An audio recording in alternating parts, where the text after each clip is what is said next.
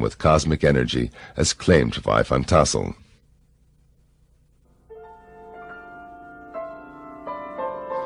One of the early contactees who spoke regularly on the giant rock conventions was Howard Menjur. Menjur presented what many UFO enthusiasts had long waited for: physical evidence and a message of deepness and beauty.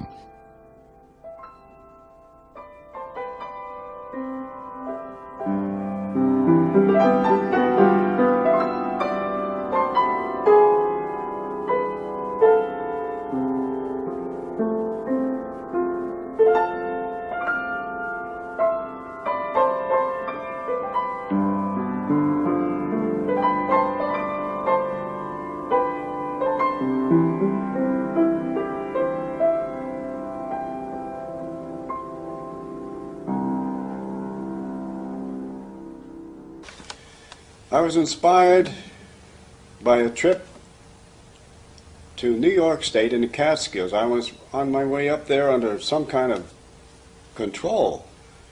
It seemed almost like the wheel was moving by itself. I know it sounds strange, but it's true. And I reached an old cabin in the woods, and inside there were what I considered to be aliens. They were not from this world, as far as I could see. They're very angelic people. And they had all kinds of instruments in the cabin, all types of electronic, like what we'd call pianos and organs. And on the wall, they had a 1-inch thick 2x2 television screen. And they could move it anywhere they wanted to. I think we're getting that nowadays. We're getting into that now, 35, 40 years later. But I went in there and they showed me the instruments, the musical instruments, and I expressed the wish that I wished I could play the piano. And they said, well, maybe we can help you. I don't know what they did, but I could sit down after that visit to the cabin, after meeting these wonderful people, and I could play anything by ear. I think it all began when I was very young, approximately 10 years old, in the early 30s, when I went up into the woods, as I often did, and saw a beautiful lady on a rock with a stream going by. And I was really surprised, because first I thought it was one of the farm people, because there were farms nearby. But this woman wasn't dressed in a farm outfit. She was dressed in beautiful, flowing gown. And she had long blonde hair and gold-colored eyes. And she seemed to be waiting for me, as though she knew I'd be there. And when she spoke in perfect English and a beautiful voice.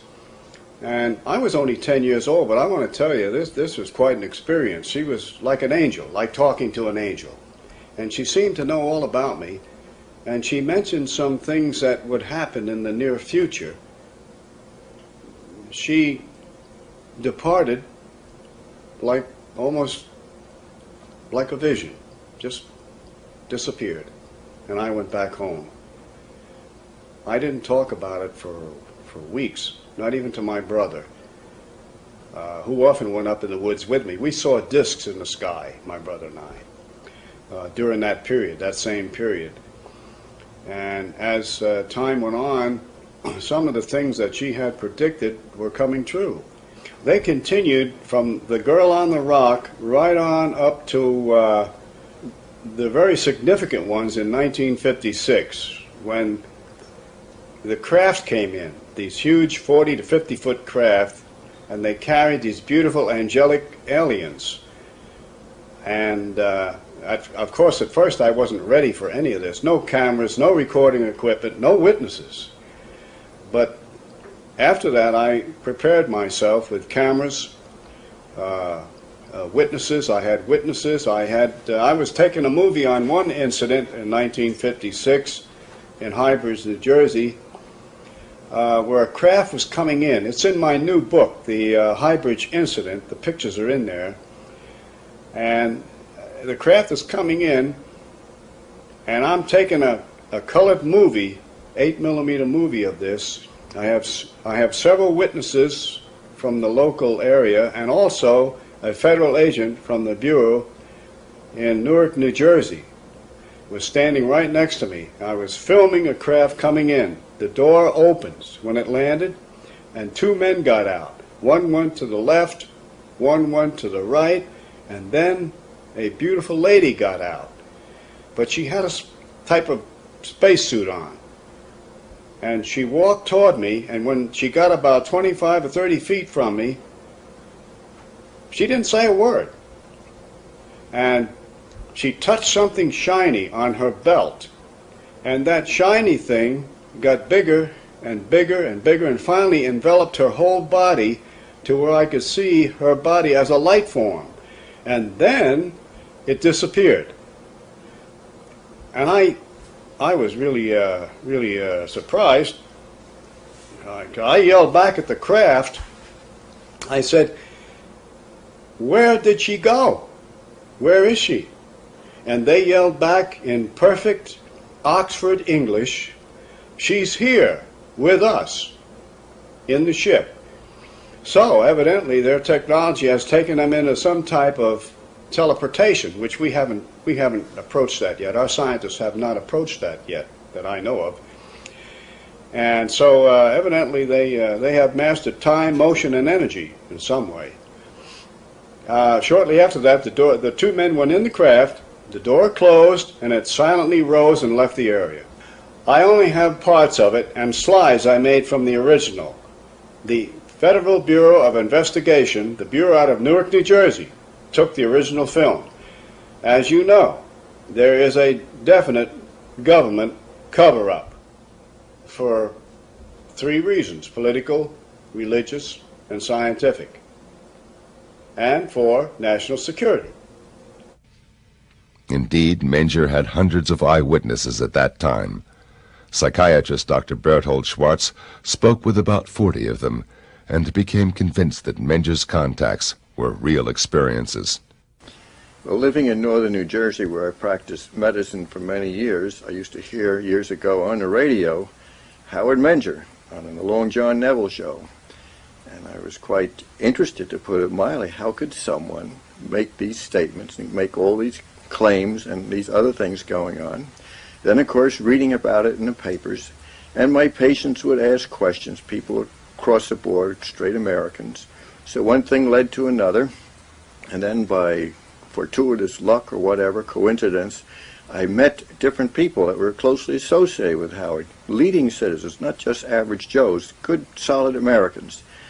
And they had quite a story to tell me. So the ball of yarn started to unroll, and I became more and more involved in who this man is, where he's coming from, how do you explain these things. One man himself was quite a well-known inventor. He knew Howard's family. Another one was a leading reporter for the highest circulation paper in northern New Jersey, who happened to be a classmate of my roommate at Dartmouth College years ago. So I had a contact there. The fellow opened up. He did a whole series of stories, and he said, "I don't know this thing, but Howard is truthful. He's telling it as it is. The story never changes. It's the same way." And in that town of Washington, New Jersey, I interviewed this high school principal. At that time, I interviewed a blind lady, but a very refined woman of some note locally. And she told me quite a story with another teacher, and a physician. Oh gosh, you name it. Another fellow lived in the south part where they have all the hunting, and he kept on the moon potatoes that Howard had, so-called, the specimen he picked up wherever he was, out in space, who knows. But these people swore by him. They told some extraordinary stories. What did those eyewitnesses see? What did they describe? Well, I remember once, of course, the craft or whatever they are, the lights in the sky and the landings in the field, the great sociological, psychosocial significance of thousands of people present. And again, through synchronicity or luck, I had this patient whose father happened to be in the state police of New Jersey, so they wouldn't, as a physician, they're usually most courteous to me, occupationally perhaps. I went in and they opened the door and they said, "We cannot explain this, we do not understand it, but yes, this is on the level, these strange things."